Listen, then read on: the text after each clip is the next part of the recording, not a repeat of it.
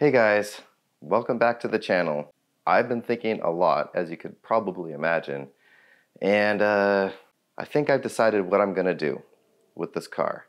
So, a lot of you guys in the comments have suggested, Matt, once you get the title sorted out, just get rid of it. It's filled with gremlins and stress. Claim it to your insurance, total the thing, whatever you have to do, default on the loan even.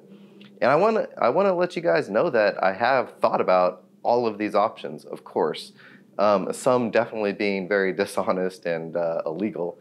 But yeah, I mean, I understand why you guys say that because there's not too much I can do in this situation. So here's the thing. I'll start with this one, defaulting on the loan.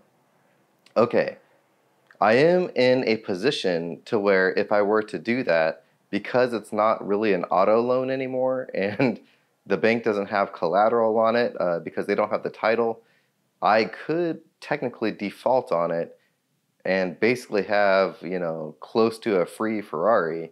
Not a working one, but that is an option. Now, I don't think that option's really good for me, and here's why. I built my whole life and success on relationships. And honestly, this bank, it's a credit union. I've had them since I was 18 years old. When I went to college, that was the first credit union I saw. I wanted to start building credit. I was, fresh and didn't have anything established. And so I've had them for, geez, well over 20 years.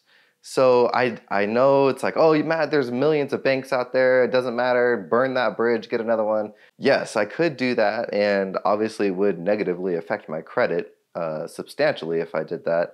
And honestly, I worked so freaking hard to get my credit to a spot where I could even get approved for this type of an amount. So especially being self-employed and a business owner, it's a lot more difficult to get loans. And so I was really proud of myself that I was able to get this high credit score and get this car because of it.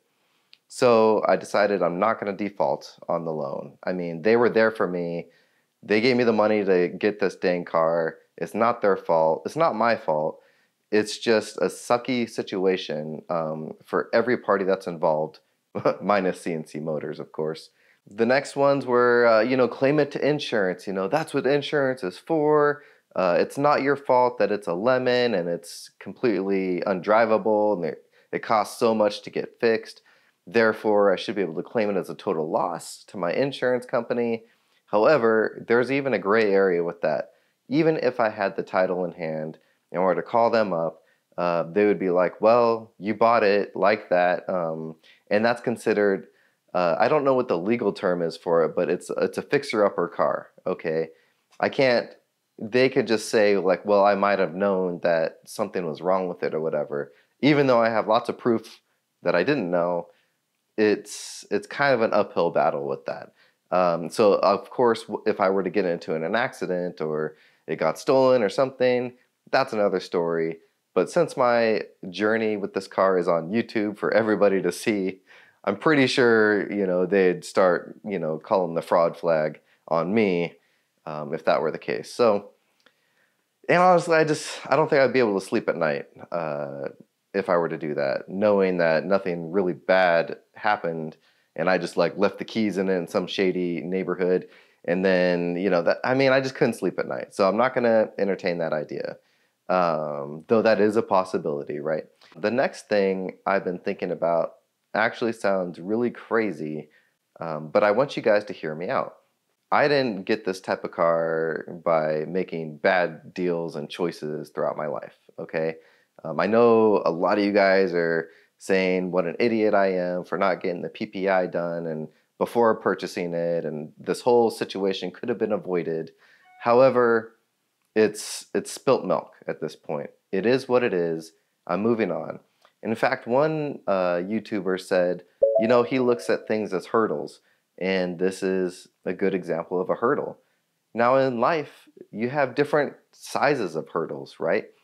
But you know what? I'm starting to sort of agree with some of these comments because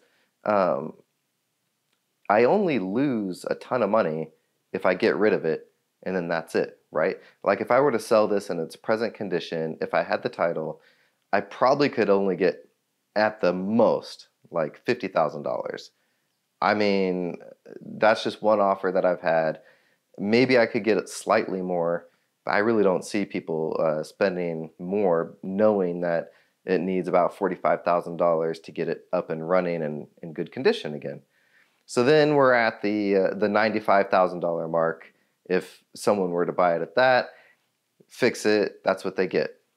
But I'm out all the money if that's the case, right? Because think of it this way: if I sell it at a loss, I'm just out like $20,000, no matter how you look at it. Well, with tax and everything, I mean, it's closer to 30,000.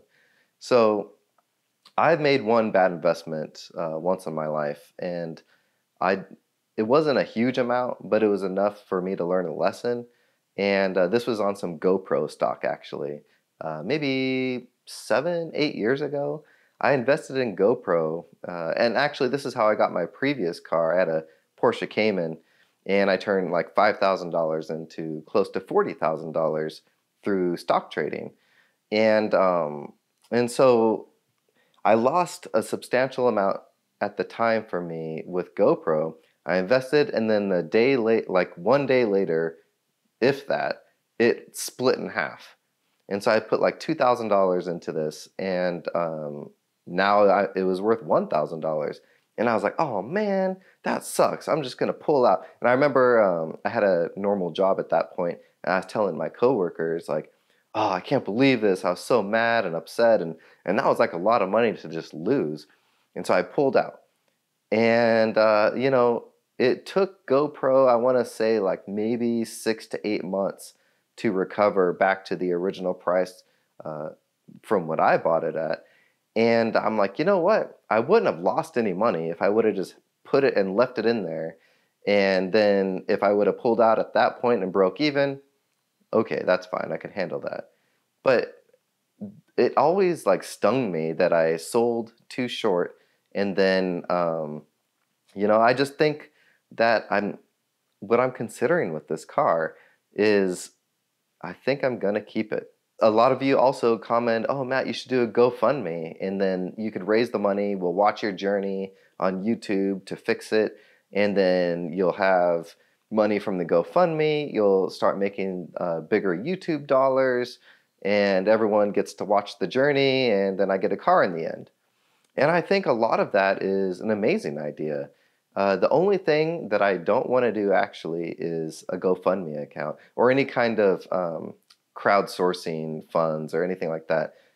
Honestly, like as sucky as a situation this is for me, I know for a fact that there are millions out there that are in a far, far worse situation. And I'd feel horrible taking a bunch of y'all's money when I know that there are, kids that are starving and disease-ridden or on the streets or just in bad situations. And at the end of the day, this is just a car. I think that if you guys were to spend money on anything, I'd want it to go towards a really good nonprofit or some kind of a place that will help a lot of people. So I'm going to take the GoFundMe thing out of the equation, and I'm going to keep the car. Once I get the title sorted out, now I don't know how I'm going to get the money to fix it yet, and it might take a little bit, but I think I'm in a far better position if I were to keep it than to sell it and lose all the money. The reason being is I can actually make money off of this car once it's running and driving. And that was sort of the point when I bought it in the first place. I'm not going to rent it out or anything like that and turn it into like a Turo car or, rack up the mileage or anything like that. But what I am going to do is lease it back to my company because I do a lot of photo shoots with musical artists and different higher end venues that have already wanted to pay me to park this outside and to do photo shoots with it with some of the guests or models or actors. I think that's going to just be the plan still. Now, like I said, a lot of this is spilt milk. I'm tired of, feeling bad about it, and I just want a trajectory of going upward and forward from now on with it. Yes, I am going to be spending far more than I originally wanted to on this, but I'm going to have a beautiful working Ferrari at the end of the day, and something that I can actually make my money back on, not just with the YouTube dollars, but then, leasing it back to my company here and there for a photo shoot. And I think I would be in far better shape if I were to do that. That's what I'm going to do. For a long time, I have a feeling it's going to be here in the garage with me.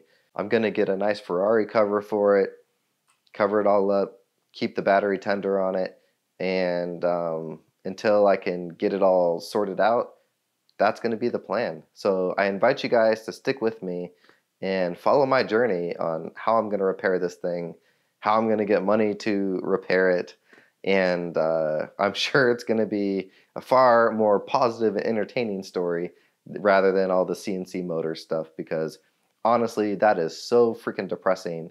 And there's a lot of things in the works with CNC Motors. I heard there was some kind of a police raid outside of Clay's home, the owner, and then also the dealership itself. I don't really know any of the details on that, but hey, that guy needs to get whatever he deserves. I mean, he screwed over so many freaking people, and it's sad, but you know what? We're all moving on with our lives, and I hope some kind of restitution is made that he can give back to all of us. But honestly, I'm not holding my breath.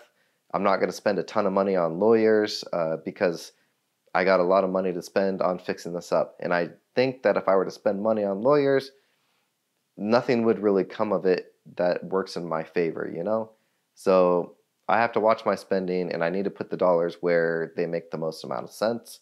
And I still don't really think I'm an idiot on buying this. And it might take 4 or 5 more years to really have it be that car that I always dreamt of. But that's also the amount of time I think it's going to take for me to get over how horrible this was. And yes, I didn't do the PPI before getting the car. I'm looking online right now, and part of what's fueling my decision to keep this car is the prices of Ferraris are just skyrocketing. And really, like, the next best one that I can get, there's only 10 for sale of these red and tan models. Only 10 for sale in the United States, and they range anywhere from like 80,000 to over 200,000. And so, yeah, by the time I'm all done with this, it's going to be about $120,000, $130,000 car. But that's not far off from, I think, what it's going to be worth in 5 to 10 years. So I don't know if I'll ever get my money back on what I spent, but if I can make money while enjoying it and having my dream car, well, I think that's a good decision for me. Anyways, thank you guys for following my journey, liking, subscribing, commenting, and I'm going to take y'all with me and hopefully film this whole thing getting fixed. I really hope that something happens with the title very soon.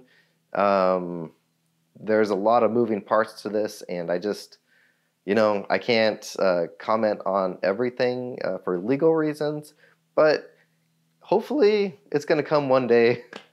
I have no idea when. Anyways, I'm rambling on. Thanks, guys. Talk to you later.